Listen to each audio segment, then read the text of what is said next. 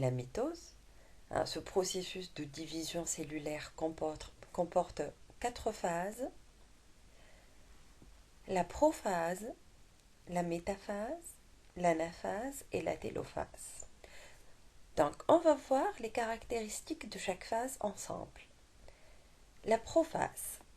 Donc, regardez ce qui se passe au cours de la prophase.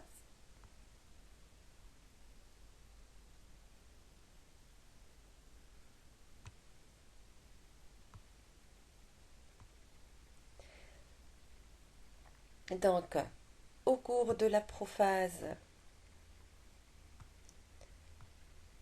il y a disparition du nucléole, disparition de l'enveloppe nucléaire et gonflement du noyau. La chromatine, elle commence à se condenser, donc elle se spiralise pour donner les chromosomes qui deviennent visibles à la fin de la prophase. Au niveau du cytoplasme, le centrosome se duplique et donne 2 astères qui vont être à l'origine des fibres du fuseau achromatique. Donc on assiste à la mise en place du fuseau achromatique ou du fuseau de division.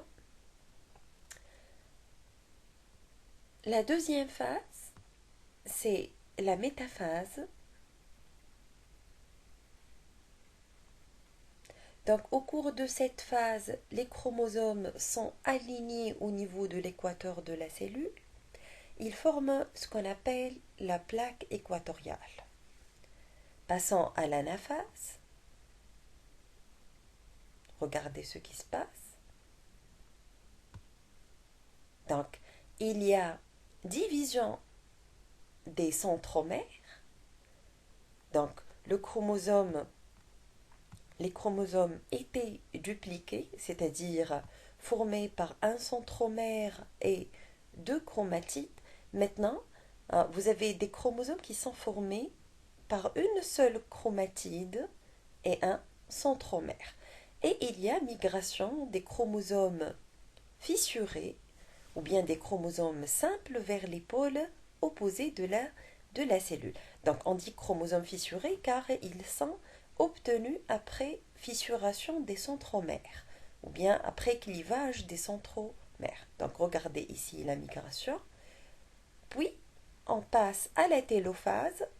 La télophase, ici, c'est une télophase au niveau d'une cellule animale, donc absence de la paroi pectocellulosique. La paroi, elle est mince, donc il y a étranglement du cytoplasme. La cellule, elle va se diviser en 2 cellules filles identiques, identiques entre elles et identiques à la cellule mère de départ. Donc les chromosomes se déspiralisent et il y a réapparition du nucléole et réapparition de l'enveloppe nucléaire.